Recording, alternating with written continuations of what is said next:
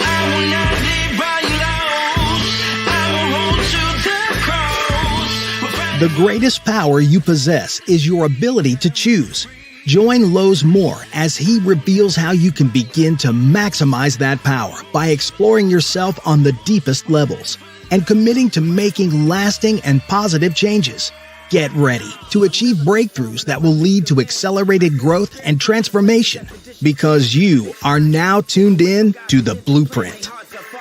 Why they actions contradict the lamb. I'm fellowshipping when I'm with the fam. That's more relations, that's forming a phonic. April is Autism Acceptance Month, and it's time for us to learn all about autism and how we can be great friends to everyone, no matter our differences. You know, everyone is unique and special in their own way. Some people may see, hear, or experience things differently, and that's okay. Autism is a part of who some people are, just like having brown or blue eyes or being really good at sports or art. It is just one of many amazing things that makes us who we are. Imagine our brains are like superheroes with special powers. Well, some brains have a superpower called autism. It's like having a different way of seeing and experiencing the world. Just like how some superheroes have unique abilities, people with autism have special talents and ways of doing things that are different from others. For example, some people with autism might really love certain topics or activities, like trains, dinosaurs, or drawing, and they might be super good at them. They might also have amazing memories or notice details that others might miss. But sometimes their brains might work a little bit differently when it comes to things like making friends or understanding social cues. This means that they might need a bit of extra patience and understanding from others. Just like how every superhero has their own unique powers and strengths, every person with autism is special and awesome in their own way. And you know what? We can all be superheroes by being kind, accepting, and understanding towards everyone, including our friends with autism. During Autism Acceptance Month, we can learn more about autism and how to be supportive friends to those who have it. It is all about kindness, understanding, and acceptance. Just like we show love and support to our friends and family, we can also show love and support to our friends with autism. We can include them in games, listen when they talk, and be patient and understanding. When we all come together with love and acceptance, we create a world where everyone feels valued and included. Remember, let's celebrate our differences and spread kindness every day and not just during Autism Acceptance Month. Welcome back to the Blueprint Podcast. This is Lowe's Moore, and I'm sitting next to my lovely wife, Patrice Moore.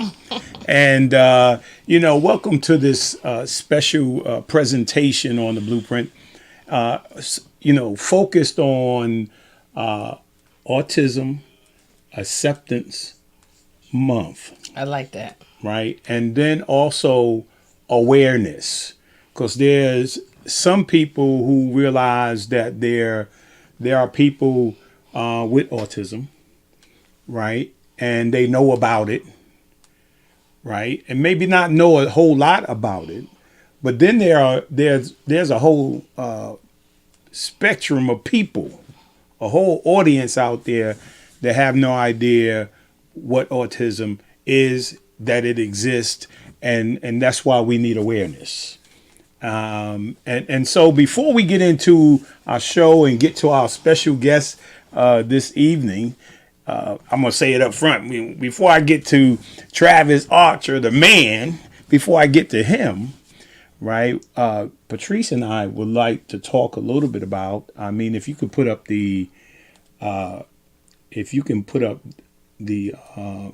tonight, I think there's a picture with him with Travis, the intro, right? And you notice that there's a little box, probably to my right, maybe your left, depending on how you look at it. It's on the right side of it. It says special needs, and so before we get to our guest this evening, we want to talk a little bit about, between me and my wife, we want to talk a little bit about special needs. and really what that is. Because people, sometimes you hear it. In the past, we talk about disabled kids. We talk about a whole bunch of things, and we don't necessarily know the terminology. And sometimes over time, the terminology changes, right? And so, special needs, particularly special needs kids, children, teenagers, or adults, right? People that need special attention, right? And so we've been blessed. I always say, somebody said this when our son Isaiah was born. Isaiah was born with spina bifida, and so probably if you're in Mount Vernon, you see Isaiah pushing around in his wheelchair, so forth and so on, and so the crazy thing about that experience, we had 3 kids before Isaiah, right? And so we just expected, okay, Patrice is pregnant. We're gonna have our 4th child, and everything is gonna be good, right? And so when Isaiah was born, right, and if you didn't get my wife's book, right, I got it right here. That's my wife's book right there, right? It's So What, right? A testimony of the power of faith, right? You can get it everywhere. Amazon, Barnes and Noble, or you can look her up and she'll make sure you get a book. But she talks about this experience in her book as well. And so when Isaiah was born, I mean, immediately we were at Mount Vernon Hospital, and immediately after birth, there was somewhat of a transparent sac on Isaiah's back, and so immediately that caused for an alarm, and and the doctor. Next thing you know, after giving birth, my wife was still at the hospital, and Isaiah was transferred to I think it was Westchester Medical Center. Right? I don't know if you can imagine, 2 of us, after having birth to 3 children, and then all of a sudden now we're in this experience, and we don't know. We've never been in that experience before, particularly leaving your wife at the hospital and then having your son being flown or transported to another hospital, and then I'm jumping in my car and I'm running there. So and then finding out your son was born with spina bifida, and so I'm sitting there, I don't know what to think, and my wife is alone, trying to get herself together over there, and a lady comes to me, right, and she says to me, I'm in social service, social worker, and my son was born with spina bifida, and I really don't, I'm not there, but I'm listening to her. I just remember it so vividly, what she was speaking to me about, and I was like, wow, what's really what's going on, and then all the questions come up like, why me, so forth and so on, all those kind of things come up. And she was talking about her son and how they're a support system. And she said to me, it was crazy, right in the midst of it, she said, you have now become a super parent. I was like, a super parent? Yeah. He said, you just got all children are a gift, but you got a gift like that. And I was like, it shifted my whole thinking, right, about, and she started talking about some of the things that what happened with her experience, and, where her son is at now, and how he's doing. And so I just kind of calmed down, a little bit, but we just wanted to talk about special needs, and particularly special needs people, or special need, in our case, special need kids, right? And so we want to talk a little bit about that, because just before I asked Patrice to talk a little bit about it. I want to give you my book of the week or books of the week, right? And so we're going to talk a little bit about these things before we get to this evening's guest. And of course it is, my wife's book, So What? But yet, if you see on the side, right, you'll see a small book. I think I put a bigger picture of the books on the side, right? The Perfect Butterfly, and I'm gonna have my wife. That's the other book, and then the next one is Finding My Roar, right? My wife wrote that book as well, and then there's one more. Swoosh, swoosh, swish, whoop, whoop, whoop, swish, swish, right? And my wife wrote this book as well. So, and then those are the books of the week, and then the words of the week is special needs, right? And then hopefully at the end of this show, as I drop my pebble, here's my pebble in the pond. I'm dropping my pebble in the pond right there. Okay, show it again. Oh, show it again. There's my pebble. Where's my little basketball? But I'm dropping in the pond, and I'm expecting the ripple effect of this show, right? So it's in the pond, and so the words of the week is special needs. So I want to talk to my wife for a few minutes about number one about her experience in regards to becoming a super parent, right?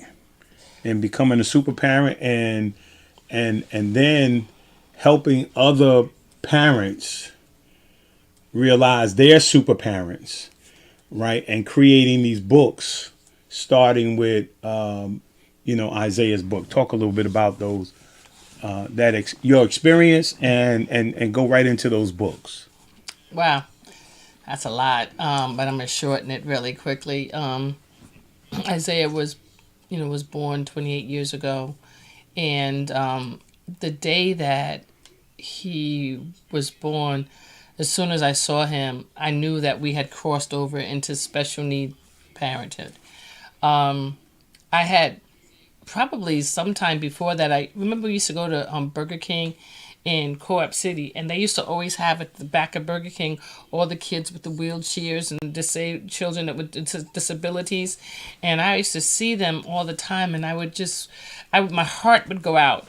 And never did I realize that I would end up, being the parent of one of those children. And the day Isaiah was born, I knew when I saw the thing on his back, I said, he has spina bifida. And you were like, what's that? I didn't even know what spina bifida was.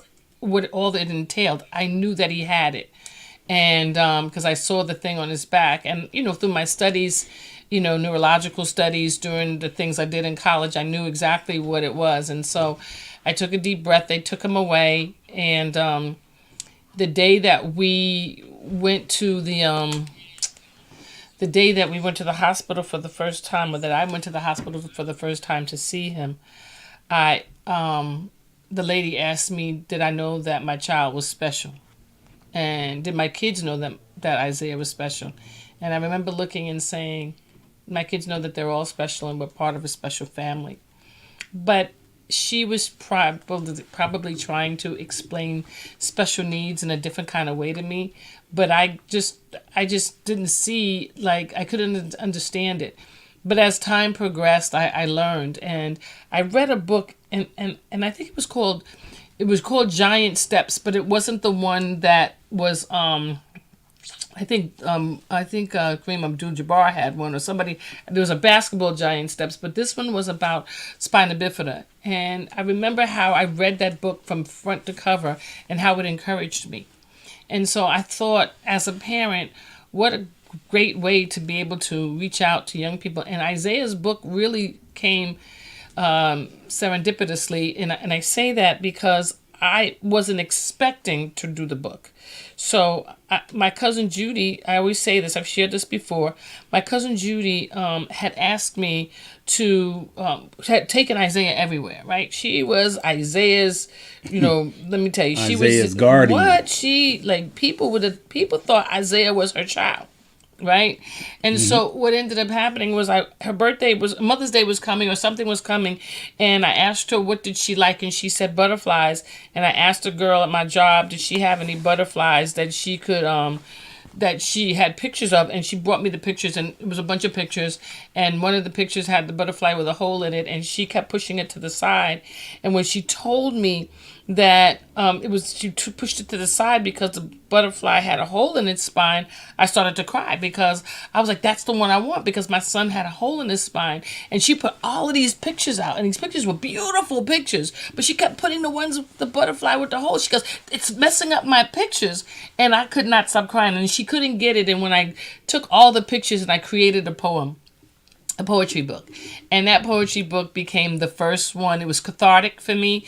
It was healing in the process of me, writing it. And when I would show it to people, they would be like, oh my goodness, you need to have this in multiple languages. You need to do this. And, so many people with children. And I've never shown it to like anybody from Spina Bifida of America or anything, but I'm sure that if I did, people with parents with children with Spina Bifida would probably take it off the market. It would probably go crazy. Like it would sell out.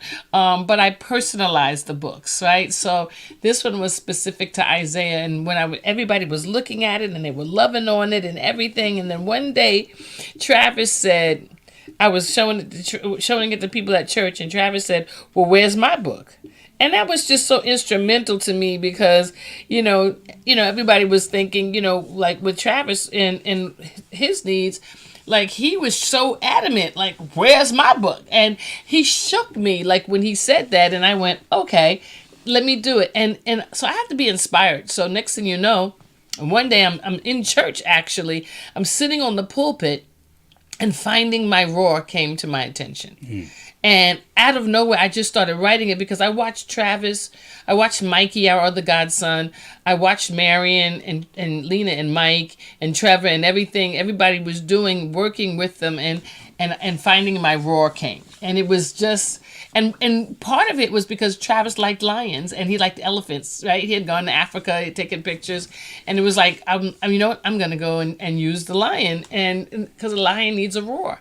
And so the book, Isaiah was the inspiration for Perfect Butterfly, but Travis was the inspiration for Finding My Roar, and Mikey as well, because Mike, those are my two babies. So if you look at the cover of Victoria Robustello, actually, I developed a relationship with her. She's a young artist, and I asked her to draw pictures of my kids, with their animal. So that's Travis's face, and that's Mikey's face that we took pictures of. And when you go back to Isaiah, with his, she actually put the butterfly wings on his back, and that was a picture of Isaiah that was taken in the newspaper, and then she took butterfly wings and put him, and his arms were actually like that. I mean, that's actually his arms, and she just put wings around it, and that was actually the color of the butterfly. So it made it so perfect, and butterfly that was in the in the book. So, and then with Rain down at Rain was a little girl who's she had a heart transplant at pretty much very early in her birth, after her birth, and her grandfather worked with me, and he was an amazing guy. And I remember him talking. I remember when her mother got pregnant, and her father was like, "She's so young, I can't believe she's having a baby." And when the baby came, like he immediately fell in love, and then she had to have a heart transplant, and they were devastated.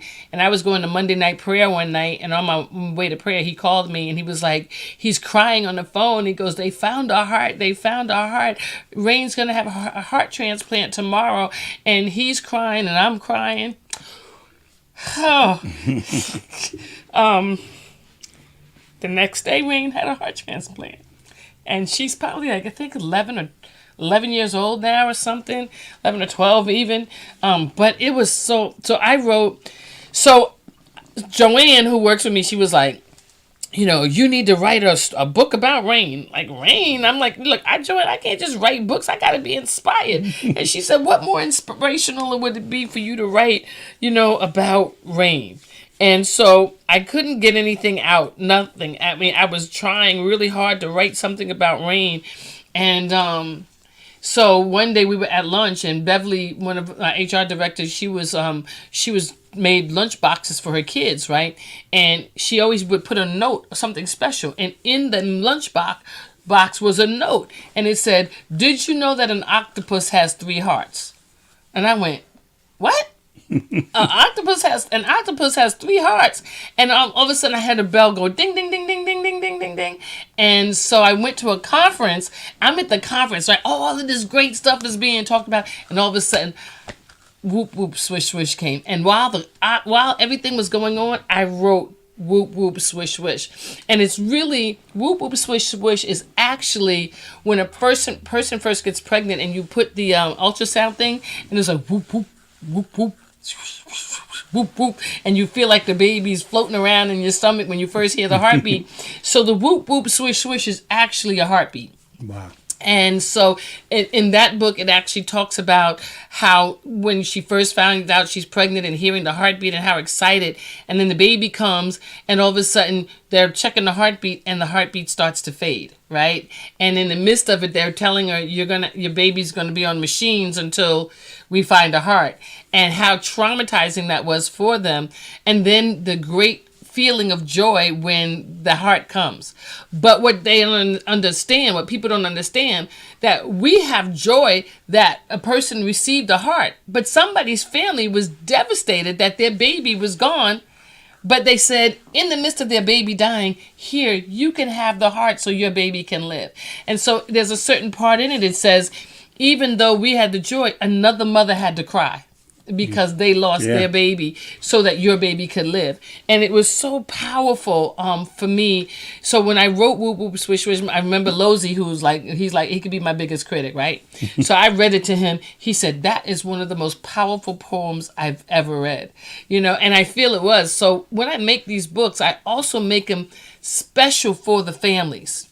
Right. So there's always pictures of the child afterwards because I want them to feel like to see their child. And I could do a generic book and just stop it at the end, but I like to make sure that I make it personal for each person. So special needs, man, we are special. And I want to finish one thing and say, I remember after Isaiah was born, I was doing the Montel Williams shows, right, on a regular basis. And I had to do a show right after Isaiah was born, and Montel came up to me and he was like, I'm so sorry. I heard about your son. I'm so sorry. And I remember saying to him, and to me this was one of the most powerful statements, I said, why are you sorry? I said, I birthed my child just like everybody else did. I pushed him out just like everybody else did. You can say congratulations to me. There's nothing, and he was like, I never thought about that. And I want to just encourage people that if you have a child that has special needs, or they were born cerebral palsy, they were born, with any type of disability when they were born, you know what? Congratulations to you. You know what? You still carried that baby. You did everything you needed to do to get that baby to that place of life. And so I am the person, the cheerleader, to congratulate those parents that have had those things. And that was something that I needed to hear so badly that I remember crying hysterically one day in the house because everybody was calling me and saying they were sorry. And I remember saying, can't somebody just say congratulations? And I was throwing a tantrum. I mean, I literally was throwing a tantrum in the house. And in the midst of the tantrum, the doorbell rang. And when I got to the doorbell, there was this huge fruit basket with all kinds of stuff. And it was from Holliswood because I was working there. And it said, congratulations, we love you. It was like while I was throwing a tantrum, God can immediately speak to you. That's awesome. And before we move on real quickly, there's one more book about the Bumblebee. Yeah. We can't forget that. Yeah. It's the beautiful baby Bumblebee, and it's about Malia. And Malia is our great niece. And she was born with some visual impairments and some other things. And I remember when she was about 2, maybe 3, she was young, and she was learning how to walk. and we walked to the Boys and Girls Club, and she was pushing this little thing, and she was walking, and then if she pushed it out too far and she would fall, she would crawl like on her hands and knees till she found it, and then she would stand up again, right? And it just shook me just to see that, and she was so busy, and I was like, she was a beautiful baby bumblebee. So I call it the busy baby bumblebee because she was busy and beautiful, and I think she's 11 now, 10 or 11 now, and and she's doing wonderful things, but it was about a bumblebee who couldn't see.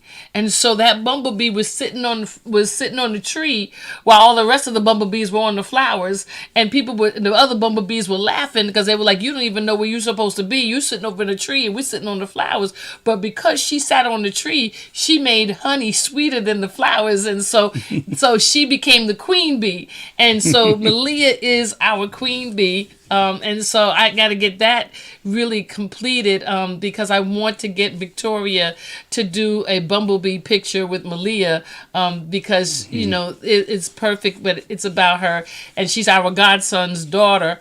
And but she's also our great niece. So we've been blessed to have, 2 godsons with autism, a son with spina bifida, a great niece who's got visual impairment, Bobby with diabetes, right? Yeah. We've got and Rain, who's like another baby to me, who with a heart transplant. Like, who got it better than us, man? Yeah. It's pretty awesome. So I want to say this to each and every one of you. Welcome. Yeah, welcome. You are super parents. You are super aunts and uncles. You are super nieces and nephews. You are super cousins. You're super grandparents, super great grandparents, right? You just are. Because hey, let me say this: without our brothers and sisters, without our aunts, our parents, mm-hmm. our cousins, man, we wouldn't have been able to get through this. It was about the family that helped us they loved us, prayed for us while we were going through. And I'm sure that every of all our godsons, great nieces, their family as well, on both sides, man, have been so supportive. We love you guys. You must be aware all around you that there are things going on all around you, and there's some very special and wonderful people all around you. And I say this too, we are all special and we are all wonderful. That's right. I believe it was Joyce Meyer, and we love Joyce, right? Yeah. But many, many years ago, before Isaiah was born, we were living in Albany, mm-hmm. and she did a Mother's Day sermon that was out of this world. Yeah. And she broke down every single mother. Mm-hmm. And the last mother she broke down was mother of children with special needs. Yep. Super mothers. She turned that thing out, and I never forgot that sermon. I listened to it over and over again, and when she talked about mothers of children with special needs, I cried. Who would have thought years later that would be me? Yeah. So that's what So What is all about. That's what these books are about. I think in So What, I actually have all of the poems that were written in So What. I think they're all in there. Okay. So if somebody if you get that, you'll get to see all of them. And I didn't know I was going to become a super parent, right? And I didn't know why I was selected, by special needs, the Special Olympics, Mm-hmm. right? I was an honor in Albany, New York. I was an honorary coach, right, of the Special Needs Olympics, right? And I spent all day out there, watching all the kids with special needs, with disabilities, run track, do everything that we were doing, right, out there in their own Olympics. And I also I was the host of a number of camps for disabled kids as well, through the New York State Recreation Department. Now, did you want to do Finding My Roar with Mikey now or later? What is your... we're going to end with Mikey. Okay. We're going to end with Mikey and but if we end, nobody will get a chance to say anything if they wanted to. But whatever you want to do, you're in charge. Well, in the midst of it, we'll put Mikey so you'll get a chance to comment. as well. Yeah. You want to do your affirmation? Yeah, I want to do my affirmation. All right.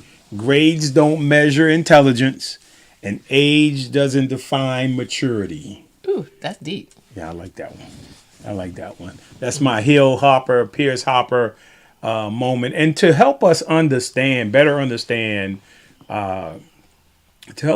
understand when people say accepting or Autism Acceptance Month and awareness, right? To better help us understand that, we're going to go over to the music, right? And music and movie. And so the music, in terms of special needs, and look at Ray Charles, right? Look at the greatness of Ray Charles, and how wonderful he was in terms of his music. Stevie right? too. But he was blind, right? And I want to go to my person of the week right now before I do the movie. Go to my person of the week since you mentioned Stevie Wonder, right? So it goes to show you, right? Some people can't hear, some people can't see, all kinds of things. But I've seen so many people become great, right? And let me say this too. In Isaiah's experience, in my experience with Isaiah at the national wheelchair basketball tournaments, let me say this. Every year I went to the national championships in Denver. It's like 3,800 kids, wheelchairs. I mean, incredible, man. Incredible people, personalities. And there wasn't one, and I asked a bunch of them, what are you going to be in the future? And every one of them knew what they wanted to be in the future. But those who are able-bodied means when I go to high schools and middle schools and I ask them what they want to be in the future, they have no idea what they want to be. But every one of those kids that were disabled in their wheelchairs, they knew exactly what they wanted to be. They wanted to be a nurse. They wanted to be a doctor, all kinds of things when I asked them. And I was so pumped up, to realize that everybody has dreams and everybody can get those dreams fulfilled. So real quickly, I want to go back to my movie of the week because there is the movie, sorry. Right? And so I don't, most people, we know Denzel Washington, right? Well, I know Denzel Washington. We all know Denzel Washington. You know who he is, but you know who him. Right. You know but him. It's the Academy Awards winner, Denzel Washington, and he's done a lot of movies, and some of them, we all like all his movies, but I think people had a moment moment with Roman Israel, the movie Roman Israel, right? They's like, oh man, Roman Israel, what was that movie about, right? And I don't think we took it serious, right?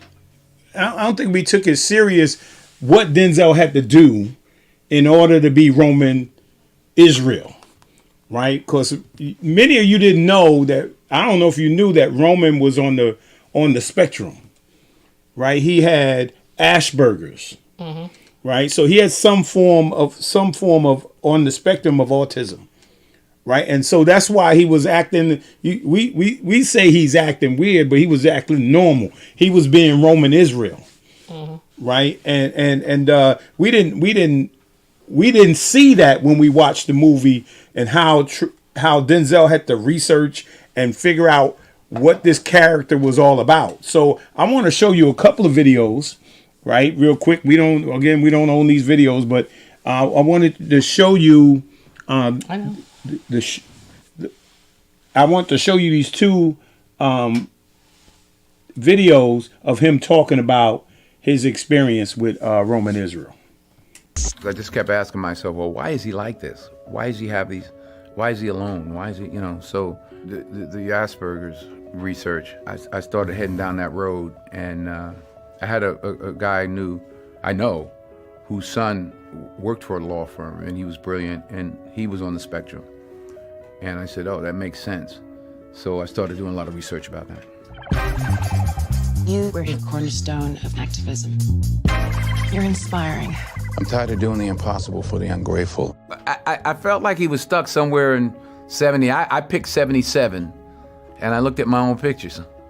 I said, oh yeah. And then then you start, I Googled black men in 1977. From Dr. J or whoever, whoever it was.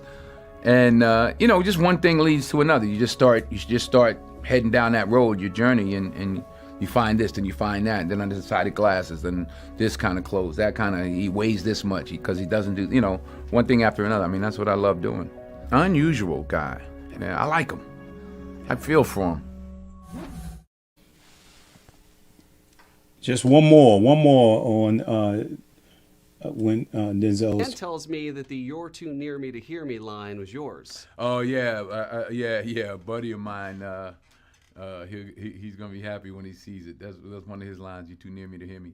So I just threw that in. There's so many good lines, and it's just so true to Roman's character. I know you worked hard on spending time in the apartment. Talk about that process for you. What you were going in and needing to do to make that happen. Why? I asked the million whys. Why is he alone? Why does he have no relationships? Why does he eat peanut butter all the time? Why is he not comfortable around other people? Why is he so brilliant? And you start to head down a road to answer those questions. And I did a lot of research about Asperger's and who were his heroes. There was a picture that we always had up on the wall of Bayard Rustin, who was really one of the architects of the civil rights movement and the March on Washington in particular, and people don't know it. So I just embraced it. When a writer writes a great play or screenplay, he doesn't give you all the clues of the character. It doesn't say in the script he has big hair and wears glasses and he's clumsy, but he gives you the food you need to head off in a direction, and it's rare to get scripts like that. Carmen told me it was tough having those dialogues with you because Roman looks away. There isn't that eye contact. Right. They're going back to Asperger's, and he tries to what they call mimic neurotypical behavior. He's not able to read those signs, and he has difficulty looking at people at times, and rather than to act that, I asked the question why and head down that road. There's never been a role that I've seen you take on where I wasn't fully convinced you dove every aspect into it, but was there something extra special about this character? I can tell you that there hasn't been a role that I've done when I look at the movie and I'm looking at it like I'm talking to someone else. Like, don't do that. I like the guy. I root for Roman because he's just like, man, he's trying. He just keeps messing up. Like, no, don't do that. Don't do that. I love that character.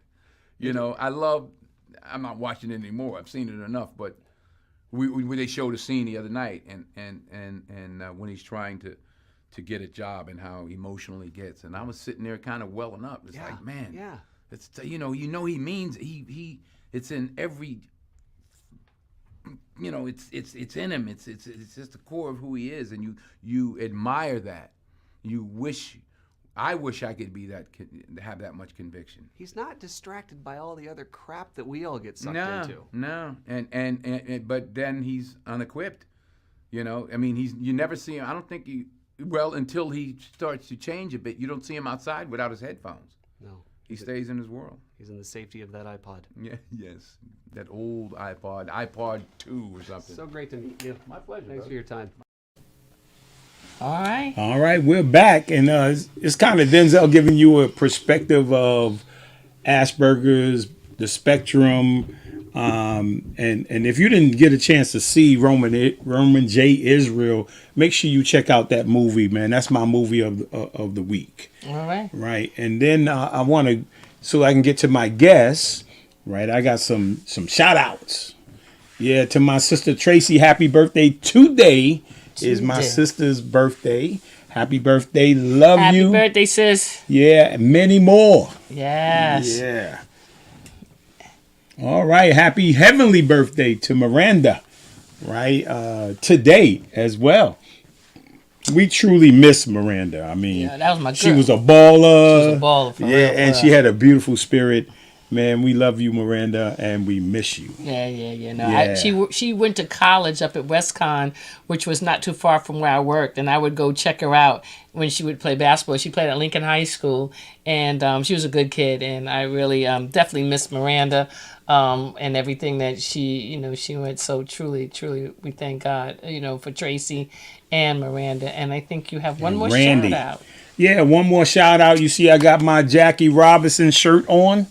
Right, and on April the 15th, we missed it. April the 15th is Jackie Robinson Day. If you see in that picture, right, Jackie Robinson. Nobody in Major League Baseball wears the number 42, right? And so on that day, April 15th, every year, every player in the entire Major League Baseball, MBL, wears number 42 in honor of Jackie Robinson. So we salute Jackie.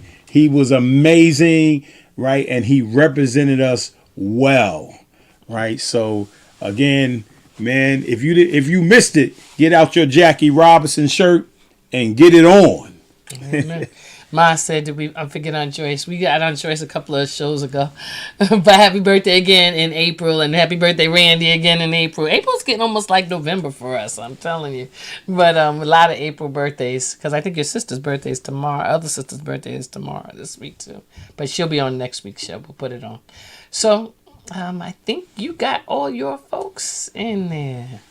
Yep. So you ready for your guest? Yeah, I'm ready for my guest.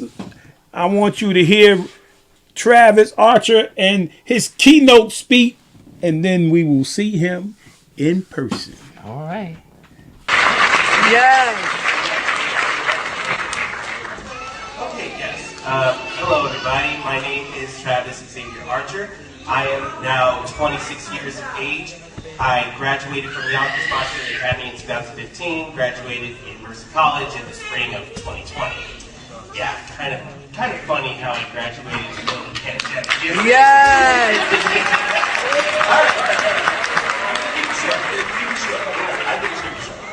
Now, some of you may ask, why do I love art so much?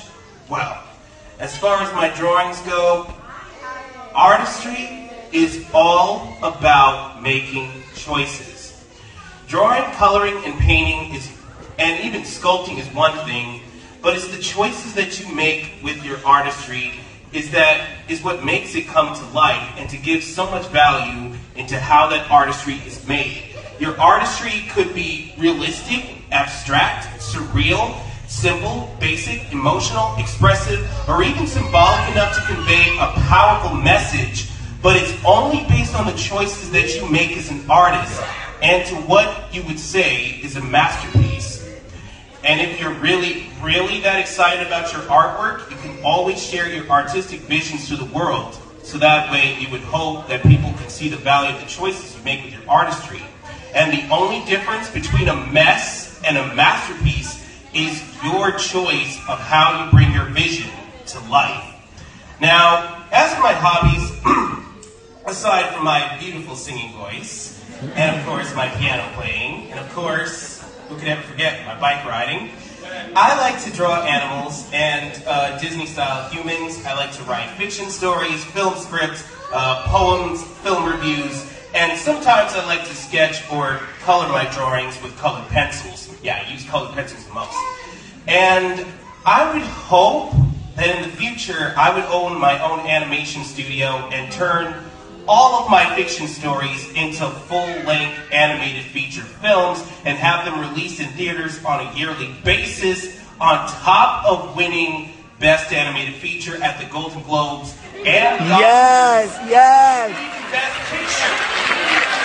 All right, so, it's very important. So before I leave the stage, my biggest advice to all artists, and I hope you're paying attention, my biggest advice that I can give to all artists is make what you want to see. The very artwork you could be working on right now could be the very one that you could be staring at for the rest of your life especially when you live to be 100 years old or when you're about to take your last breath. Your artistry is your identity, and it's all based on your decisions. Never forget your choices. Thank you. Yes. Oh man, woo! That's my godson. That's my man, Travis, right there. He was excited, right? He was excited to be the keynote speaker, right? And he did a tremendous job, man. You was awesome, man. Yeah. So, Travis, welcome to the Blueprint. Oh, excited to be here. So we got some pictures, man. Oh, Travis finding his raw. Yeah. Oh man, let's see the many faces of Travis. Yeah, there's Travis right there, and yeah, I wrong. That's Travis, and then right that's of course his Aunt Treese, and there's Mom Marion, and there's Isaiah, and there's Travis, right? Yep. When they were babies, right? And then you see them down there now, they grown men, colleges, and Travis is a college graduate. Yep, college graduate. Awesome. And there go the many faces of Travis. Woo. Yeah. So Travis, what's up, man? Nothing much. I'm just here. You here? Yeah, and yes, you are exactly right. I'm a college graduate from circa 2020. And I think I must have said in my speech, it's kind of funny how I graduated in the middle of the pandemic, isn't it? Yeah. And yeah, I remember we having the ceremony. You couldn't have it at the school, and we had to have the ceremony in the backyard. That was nice though. Oh yeah, because we got to eat some good food. And you know what else too? What immediately after like my big speech, immediately after that, we pretty much, I think you remember this, we all danced, and immediately after we danced, we pretty much had to clean everything up. And immediately after we had to clean everything up, it was at that point where I just got on my bike and I just rode all the way to the sunset. Oh, nice. Awesome, man. Yeah, that's a happy ending right there. Yeah. You get, when you graduate, you get to do what you want to do, right? For real. Yeah. So check this out, man. You heard all of the you heard all the things in regards to, as we we have the acceptance, right, of autism, right, and then there's the other aspect of it that's we're making people aware, right. So as you were also the main preacher at church last week as well. So talk about I know you knew or your mom said to you about what the expectations of what the doctor said in regards to what you could and couldn't do. So talk about that particular experience from because you shared it with us last week, but talk about what they said Travis wasn't going to do, and now look at what Travis. Talk about that. Okay. And I promise, I don't know, I might even keep my voice as low as I can. But you can just be Travis.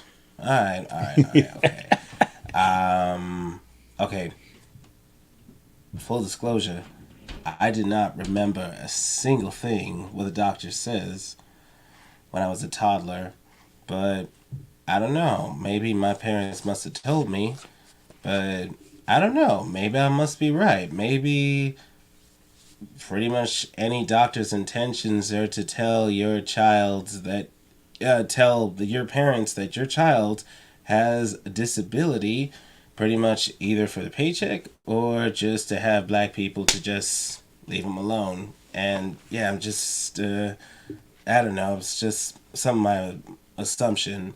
But yeah, like I said before, I didn't remember this. at all, but I pretty much somewhat remembered that when you happen to have PDD, pervasive development delay, I think that is part of the autistic spectrum. And yeah, yeah, that is part of the autistic spectrum, part of the Asperger's spectrum, something like that. And I guess they pretty much emphasize that that when you have PDD, you might have trouble speaking, you might have trouble reading, you might have trouble, reading, speaking, writing, something like that, that your child is just going to do absolutely nothing. I said this before in my speech and my preaching, hypothetical world where autistic people weren't supposed to do anything.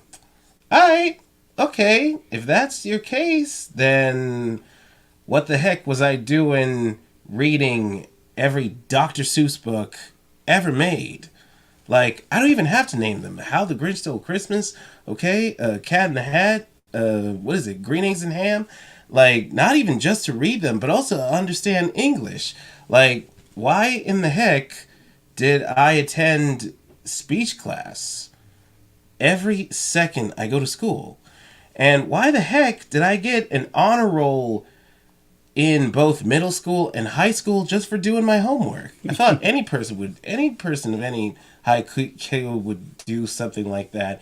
Or not even just that. Like, why in the heck did I get not one, not two, but at least like 3 callbacks from The Lion King? Why did I even sing at all if I'm expected to make random noises that nobody could understand? Or heck, why in the heck when I was 7, I don't know, maybe 7 or 8, I just made this giant list of favorite animals. Like, I don't remember, but I did remember that I remember putting the word elephant at the top, but just in a giant list of animals when I was that young and in preschool. Why the heck did I even read books about animals? And why did I even draw these animals?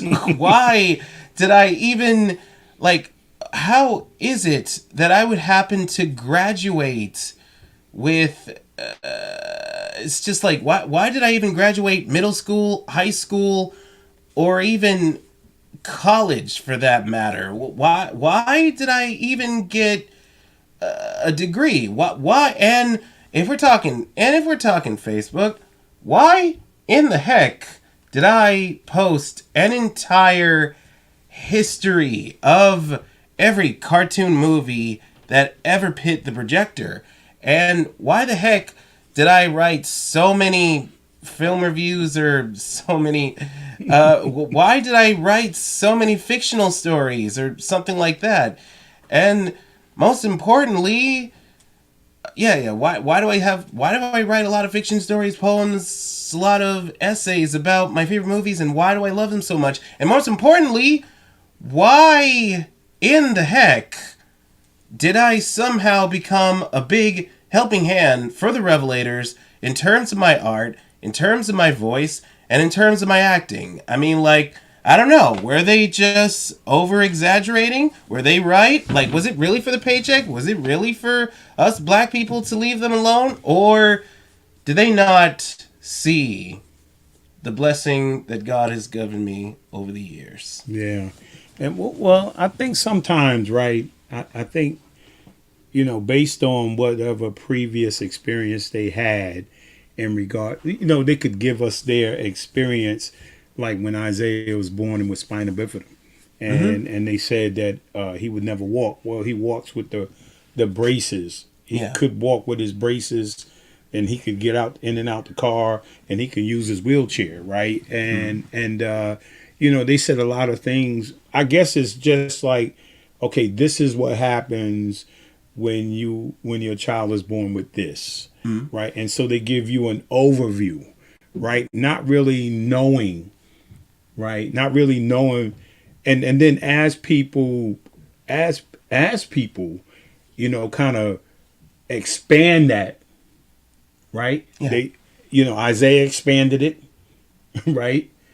you expanded it, and I think as more people expanded it, I mean, even Malia, my great niece, you know, they were saying about, you know, being blind and stuff like that. But I think Malia could really see colors and different things like that. So I think ultimately it come down to you, you know, and you see something, you know, like your love of animals, right? And so you become so passionate about that your mind just says, you know, I love the animals, man. And then all of a sudden you started drawing animals, and you know what I'm saying? Mm-hmm. So sometimes I think they give you a baseline, right? Baseline. And then you have to go from the baseline. And I think everybody, regardless of whether they're able-bodied or disabled, right? I think everybody is given a baseline, right? Even if a person is born with no disabilities, we all are given a baseline. Because what happens, a person who born able-bodied does not mean they're going to go on and be successful, right? Because they can grow up in the wrong environment. They can get treated wrong. I mean, they could not just determine they're just not going to excel, right? And so so like Isaiah wanted to do wheelchair Olympic basketball, and he wanted to do this, and he wanted to do that, right? Now, I used to go to his high school, middle school and high school, and I used to be there for career day, and I would ask people what they wanted. A lot of them weren't excelling.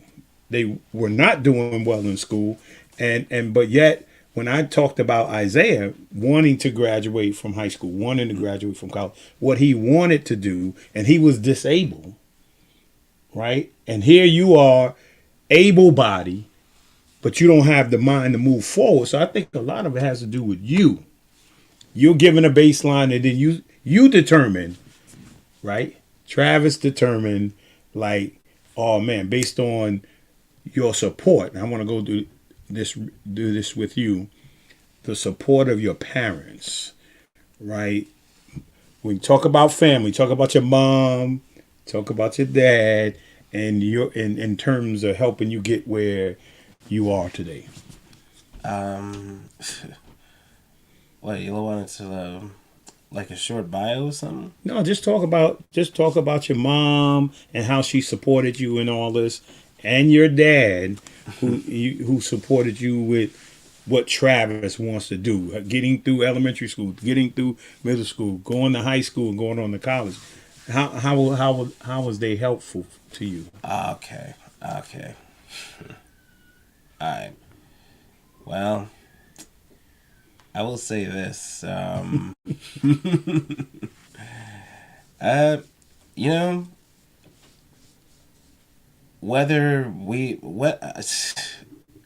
I will say this.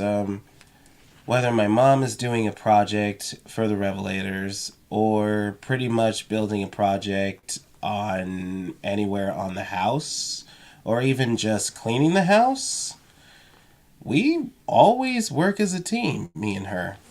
Always. For some reason. I mean, hey, listen, disagreements are always going to happen whether you like it or not. But I will say this, that my mom isn't just a mom in terms not only with her cooking and not only with everything that a mother should do. And from everything that I've seen, especially from what she can do with the Revelators, she is, in my opinion, the definitive example of a leader. There's a difference between boss and leader. And sometimes, there are moments where I would pretty much believe that dad is more of the boss and she would be the leader. And I think I remembered this one little photo. You don't have to look this up. This one little photo where you got the boss in the, the desk? and you got the person, and you got the leader, and the other people just like bringing the desk forward, and the leader is supposed to be like pointing his workers towards the right direction. I think she would do this not only with all children who are considered her students, she would also do it with me, and I am so blessed that she acknowledged that I could draw. And I am so blessed that she acknowledged that I can sing, and I am so blessed that she acknowledged that I can somehow act, and it's no wonder why since 2018 I've been working projects after projects with her since 2018. So she just included you. She just... Yeah. Oh. Yeah, I mean, and we did a lot of involvement. The Wiz, okay. Cece's Hot Chocolate, okay. Me as a Lion. Blah, blah, blah, blah. What was it? I think we jumping ahead over there, though. My bad. Point is, and I will say this. Mom is one of those very important coaches that I could not live without. And I dare even say that she's not only a very, very good mom, and also one of the, I don't know, probably the easiest people to talk to, but also, I'm not going to lie, she is a great, great friend.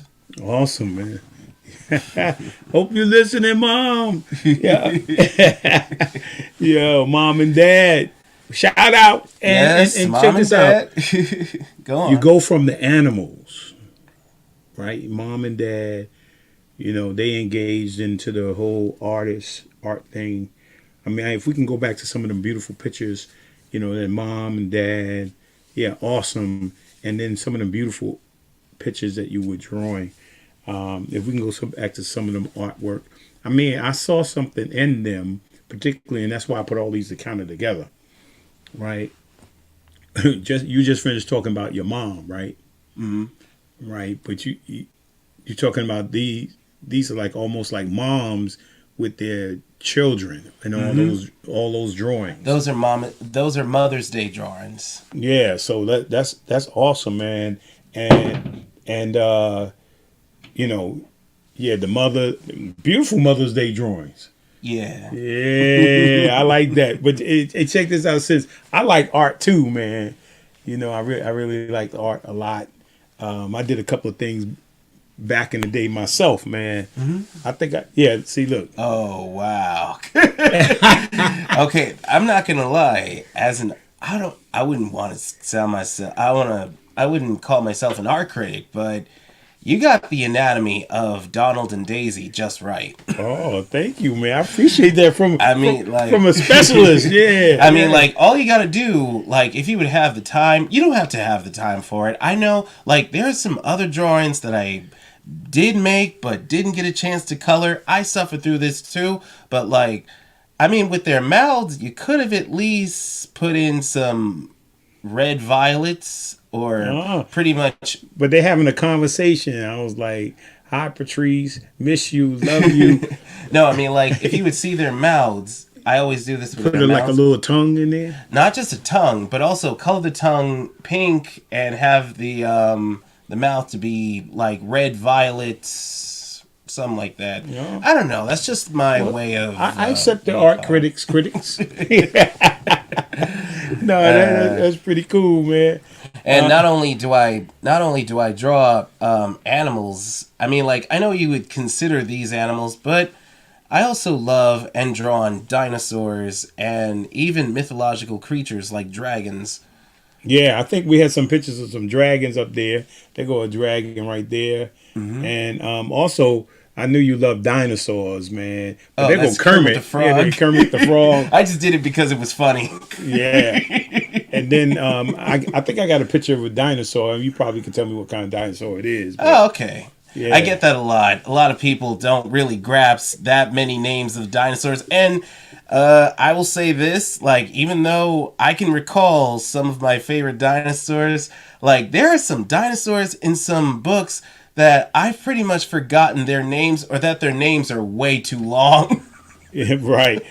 Oh yeah. I mean, and it's amazing how little kids know the dinosaur. Yeah. But these are some of your other drawings as well. And I think we got a picture of a dinosaur, right? Which one? Right there. Yeah. Oh. Okay, that is a T-Rex, and it looks like the T-Rex from Jurassic Park, but at the same time, I didn't drew that.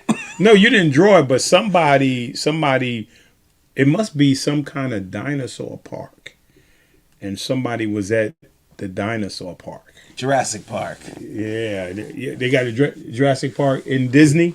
Actually, no. In fact, I saw the comments. All right, long story short, I'm gonna make this quick. Jurassic Park is definitely not Disney. It is Universal. Okay. And blah, blah, blah, I stand to be corrected.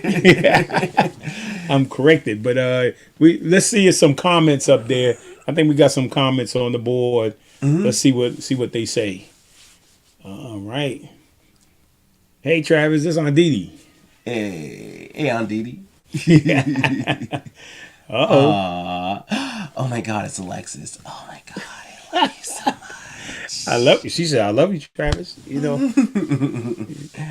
he's always been so inspirational. I love it. That's awesome, man. And one of the other things is look.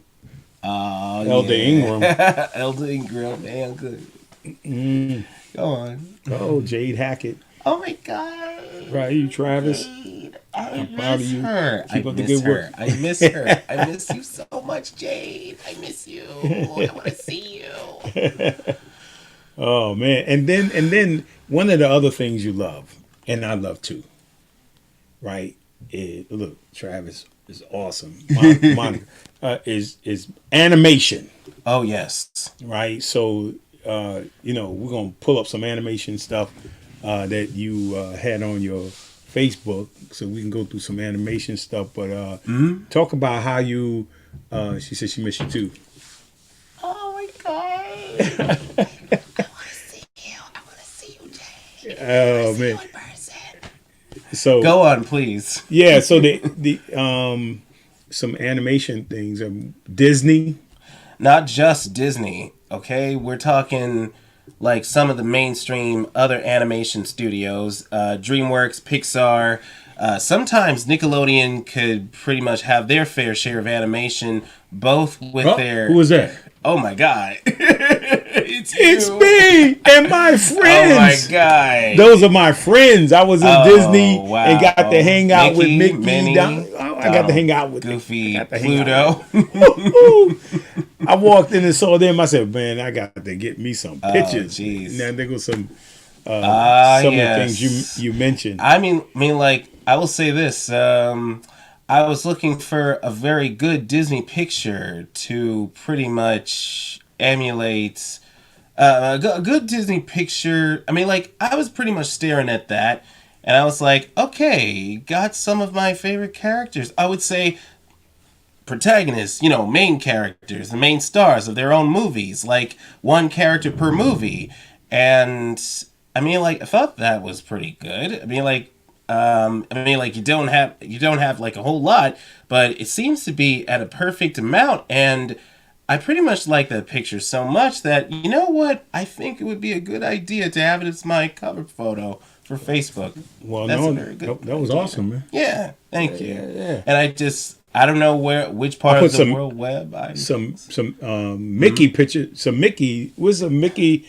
Yeah. Oh, man. Oh wait, that one is for Easter. Yeah. Okay. I just thought it would be festive, saying, "Hey, everybody, Happy Easter!" Yeah. Okay. That's a promotional. Oh, and that one's for Christmas. Yeah. You get all the holidays. Oh, and also Halloween too. Oh man, I don't think I got the Halloween. It's all right. It's all right. It's all right. Halloween doesn't have to be for everybody. So talk to me. So yeah, talk to me about Travis's animation studio. What? So talk to me about that. Talk to me about the dream. What do you envision? Alrighty. Okay. Hopefully there's not going to be any details. I would pretty much envision. Okay, first, I would pretty much have to envision the location. Location is very important. Like, it could either be either in New York, either in Florida, or either in California. I would say, you know what? Either Yonkers, New York, Florida, or California. Any one of those places. Any one of those places.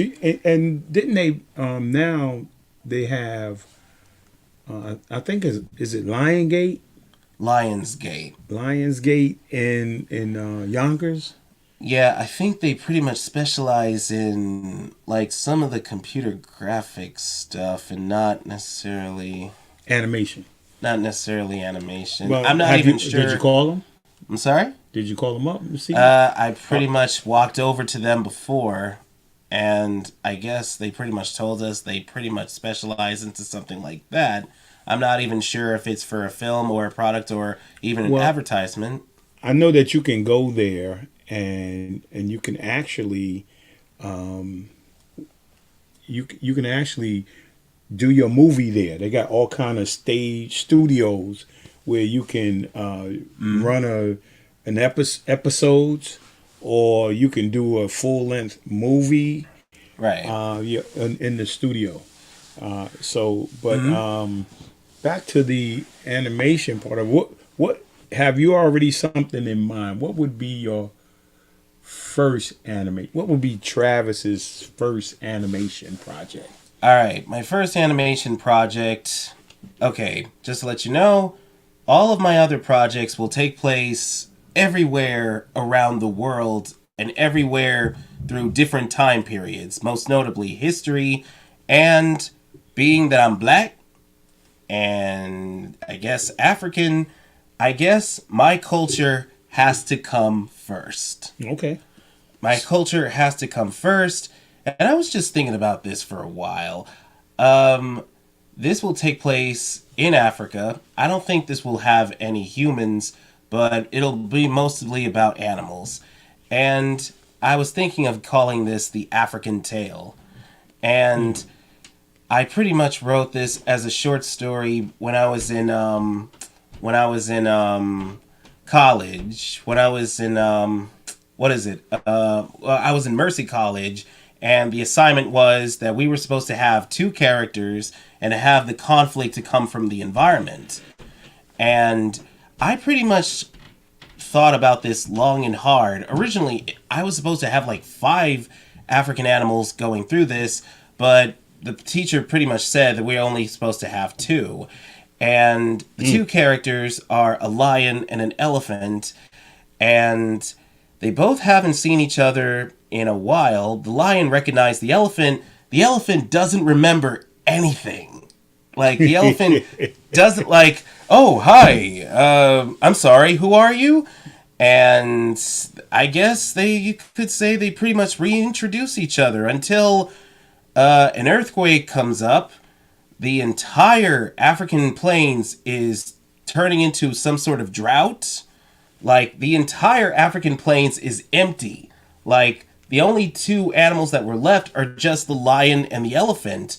So they would have to go through at least so many natural disasters just to get to a valley where they can see their family again. And this short story is only about 7 pages long. It's only about 7 pages long of a short story. And yes, I did ace it. Yes, I did ace it. Oh, so you did it for school? Yeah, I did it for school. And and what was the grade? What did they give you? Oh, they gave me an A. They gave me an A. What was I going to say? They would have to go through earthquakes. They would happen to go through a massive flood that happened inside of a cave. And there was also a moment where, like, the entire jungle was burning on fire, so they happened to escape through fire. Pretty much ain't gonna tell. Oh, I think Benjamin, Travis, you must have read Travis' mind, because he was just explaining his first movie right? He was just explaining it. An African tale, right, between a lion and an elephant. Yeah, not only just that, like, I was just kind of indecisive. Do I wanted like 2 animals going through this journey, or I was thinking of either 3 or possibly 5 or 6. But then again, only time will tell.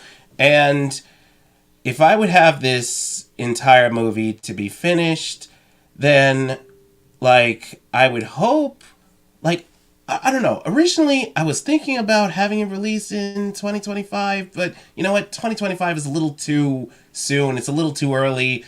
I was thinking of releasing it in either 2035 or maybe 2040. I would say November 2035 or 2040. I would say somewhere around the Thanksgiving weekend. That's like 10, 11 years from now, man. Oh, yeah, definitely. I got one for you.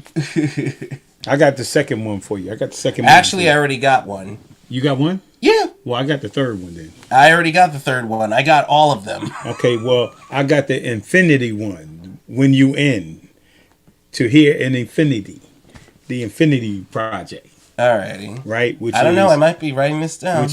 Which is, right, whether you actually do an animation person or that it's an animal, right? But it would be about a person who people said they weren't going to succeed. I would call it the Travis, right, Archer story, right? And write about you, and you can be animated, an animation, or you can choose your favorite animal as the person who goes through, right, who's born and goes through whatever they go through to become successful. I think I might have. I don't know. I think I did might you do have. that one already? I think I did one story that it could be related to that, but just bear with me, all right? All right. Okay. And I wrote this during my creative writing class. Okay. And this might be relatable to what you're talking about. And it was called The Last White Tigress. And, okay, it's pretty much about a white tiger who is raised among orange tigers. And the white tiger is a social outcast. Like, none of the orange tigers like her. Like, everybody's just, like, ostracizing her because she is a white tiger. And they're all orange tigers. And there was this one moment where I think her adoptive father tells her, like, if you would see that abandoned temple, I think one of those Taj Mahal type of temples in India, like, he said to her, that's the place where I found you. And yet, like, there is an evil panther who has tried to stop her, and she even framed her for the crime that she didn't commit. Oh, and I like that. And after that, she pretty much had an epiphany. Now, after the conflict that she had with the other tigers, the only orange tiger who defended her is her friend, soon-to-be husband or mate or something like that. And immediately after that, she pretty much embarks on a journey to find her real family, pretty much in a waterfall valley. I believe it's called Mumbai Falls. And I like that one. Like I said, it's called The Last White Tigress. You're going to have to figure out which one's going first, because I like that one. I like the first one. I think this one will be my 9th. Your 9th one? My 9th one. Travis got a whole list, y'all. He got a whole list. Benjamin's asking, what's your favorite animal? Okay. Okay. I have my top 3 favorite animals. Okay. My first... This is his Mount Rushmore of animals. Yeah. Who's on Mount Rushmore of animals? All right. Definitely the African elephant. Okay. Definitely the African elephant. I'm never... Oh, God. Can you make an elephant sound? I don't think I can. Okay. Keep going. All right. Okay. Second, definitely the lion. Never forget the lion. Yeah, just made a little sneak peek with the roar for you. Yeah, give me the roar. And I guess the third one has to be the giraffe. And I would pretty much, tell you the rest, but let me just think about which other animals that I pretty much think about liking and giving a shout out to, animal shout out to. I don't know. I think your mom said something up there. I know. I saw. What was I gonna say? I think I pretty much like a little bit of polar bears, kangaroos, wolves. I think I seem to like gorillas a little bit. I will say that 3 favorite animals: elephant, lion, and a giraffe. Just to make it straightforward. I don't know if I'm a big animal guy, but my favorite would have to be the Black Panther. Elephant and Black Panther making a podcast in the middle of the jungle.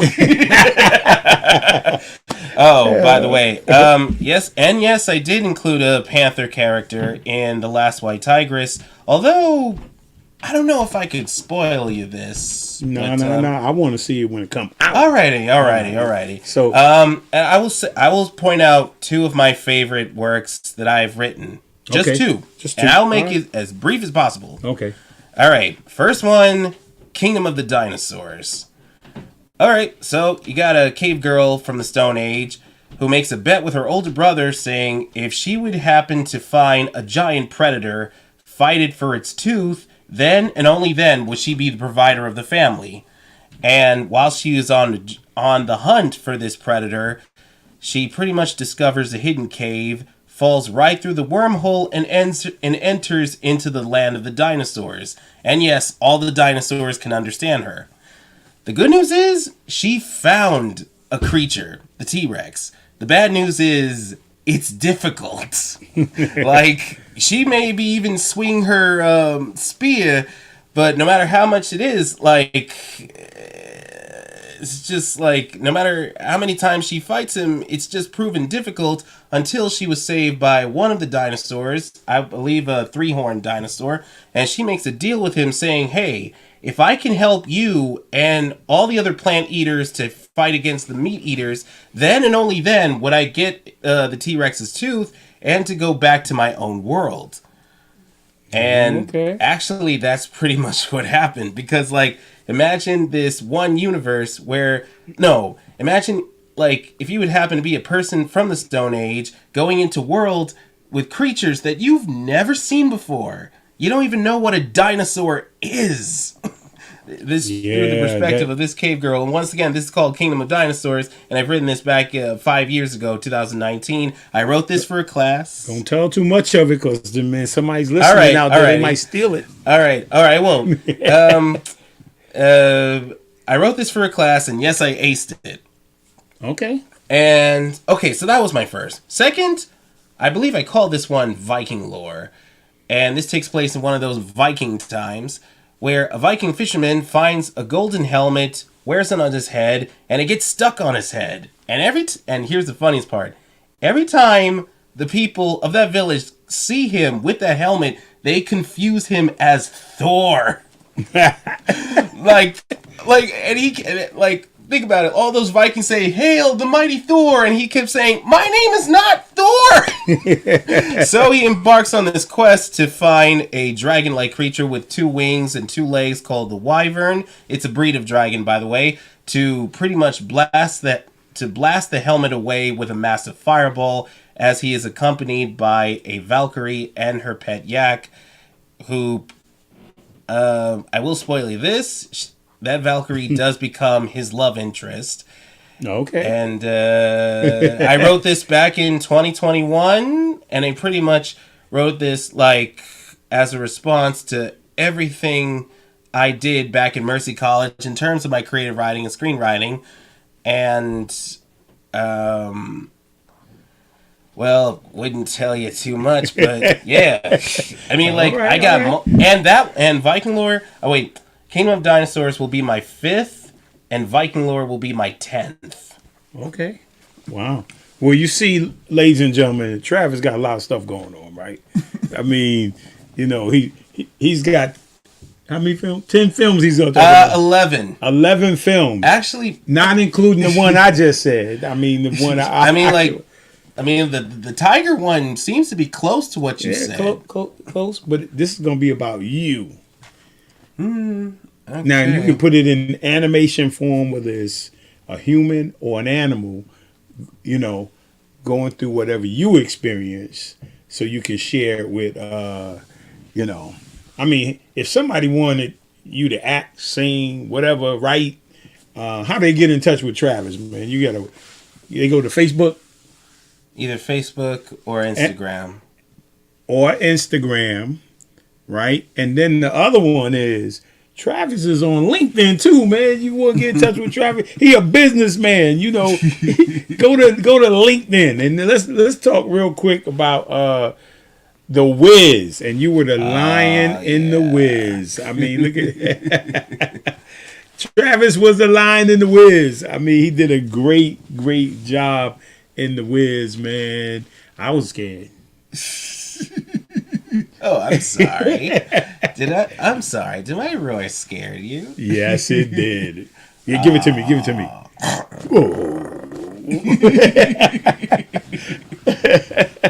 Oh man, that's awesome. No. Okay, be honest. What was your favorite part when I was playing the lion? Your favorite part? No, your favorite part. My favorite part when you was playing the lion? Yeah. Yeah, that one when you busted off the thing, man, and scared everybody to death.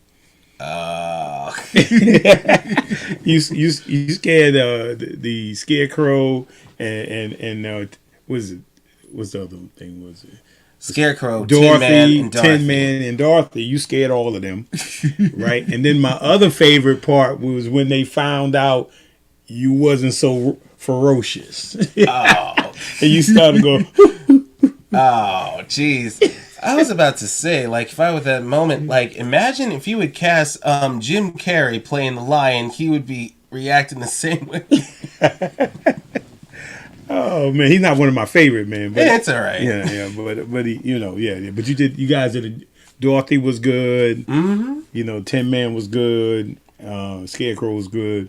But you and Dorothy was my favorite. Thank you very much. Yeah, is there any comments or questions out there? Any more comments or questions for Travis up here? My favorite part was this you singing lion. I'm a lion. Oh man. Aunt Sabrina, look at my nephew. Yes, your nephew's on. Yeah, no, that's awesome, man. Well, we're about to finish up here, coming to a close. Travis, I want to thank you for coming on, man. And thank you for having me. Oh, yeah, it was my pleasure, man. My pleasure, man. People get to meet Travis Archer. I mean, in the future, I mean, he's going to have, what's the name of it? I know it's Travis. He's having an animation TXLA Animation Studios. Yeah, say it again. TXLA Animation Studios. And I was also Which thinking stands for Travis Xavier Lothian Archer. Okay. I was also thinking either that or Travimation. And for those of you watching, please let me know what is the best name, TXLA or Travimation Studios. Oh, awesome. And we're gonna close here, and we're gonna close, and I look forward to seeing you guys next week. I want to thank you for your support of the Blueprint Podcast. Mm-hmm. It's on live on Facebook, Lowe's More the Blueprint on Facebook, Lowe's More the Blueprint on YouTube, and also you can find Lowe's More the Blueprint on PNN, right? PNN Network, the Phoenix Network. You can find me on Roku. And you can also find me on the Fire Stick, right? All these three are new, where you can find the Blueprint Podcast. And, you know, we mentioned earlier, before I get off, and we're going to close with this, mentioned earlier, Mikey, he's part of the other part. Travis and Mikey have the book, Find My Raw. Yeah. Right. And so Mikey, that we call there's Mikey right there. That's not that's Mikey's image, right? And there's Travis' image, and then the Jiggets. We got the Jiggets. That's Mikey right there. See his little raw. Oh yeah. Yeah, and then you got Mike and Lena, right? So we want to close with, hope you got a lot out of becoming or accepting, autism accepting month. We have to learn to accept people, right, who just not like us, right? And and God created us all different. When he created each and every one of us, he broke the mold, right? And so there's nobody the same. And so hope you gain some awareness and how important and powerful it is when you accept somebody, for who they are, right, and love them unconditionally. And so I want to finish with this with Mikey, right, and we're going to finish with Mikey. I will not come back. Travis and I will not come back, right. We're going to finish with Mikey reading his book, and I look forward to seeing you next week. And remember, again, thank you for your support. And if you go to Facebook, you like it. If you go to YouTube, you like it and subscribe. It'd be greatly appreciated. God bless you. And as I say each and every week, if God allow you to wake up tomorrow, make tomorrow your masterpiece. God bless you. Every thought you do, no, I do.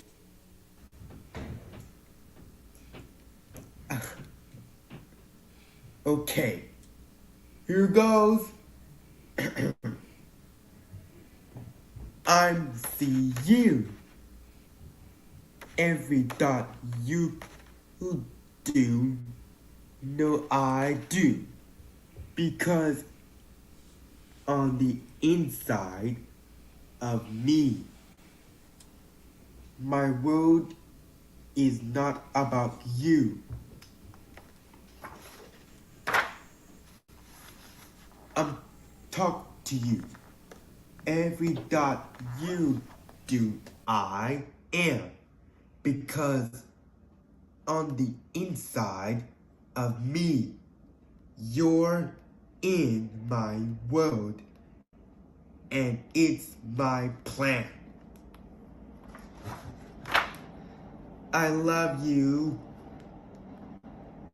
Every thought you do, know I care. Because on the inside of me, I don't, you would always be there.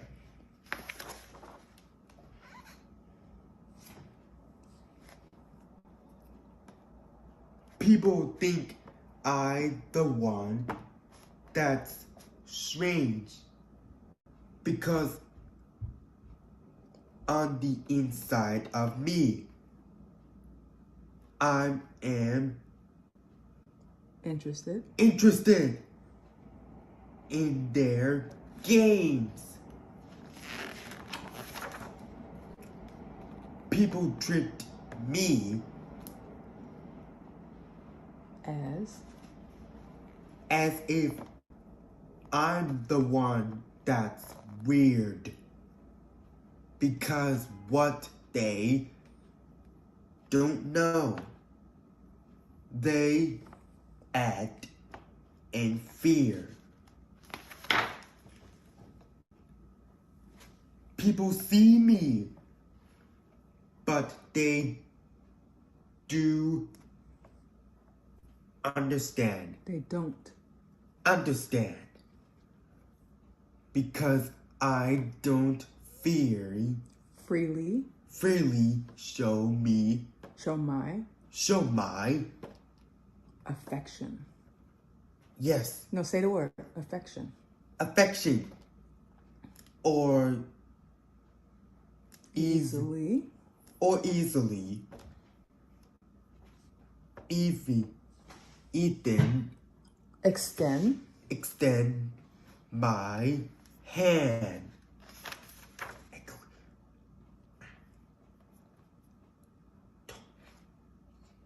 Go ahead. Those who love me have torn often had to fight because many people don't treat me right.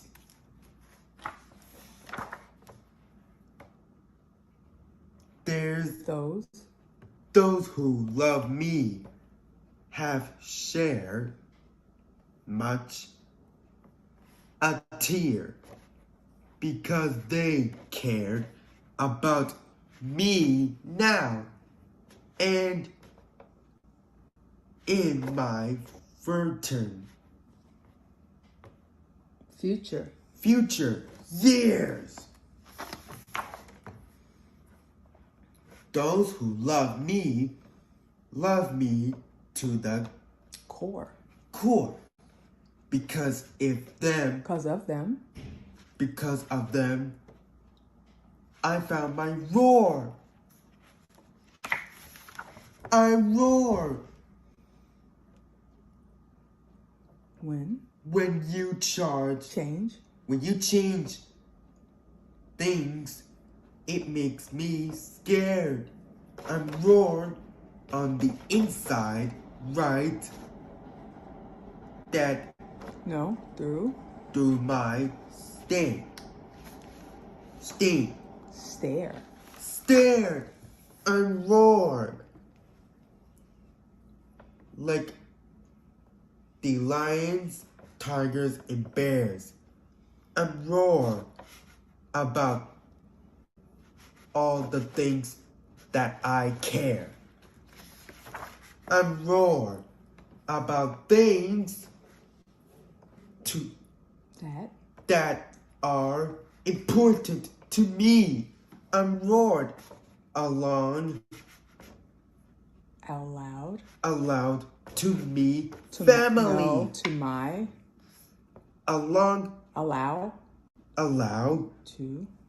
my family. I'm roared about the love you shared with me. Shared with me. I'm roared about my love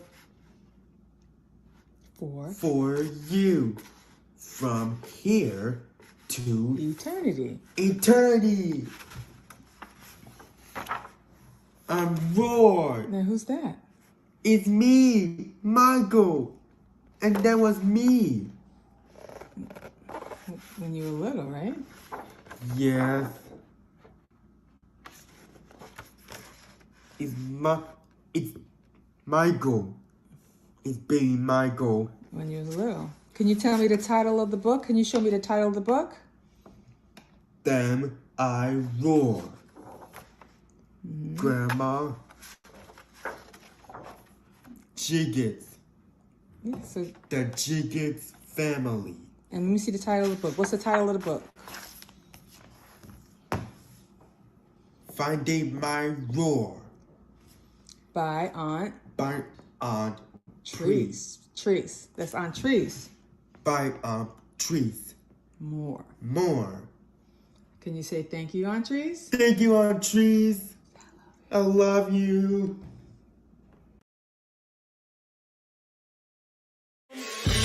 We really hope you enjoyed this episode of Lowe's More, the Blueprint Podcast. Stay connected and follow us at our website, www.lowesmore.com.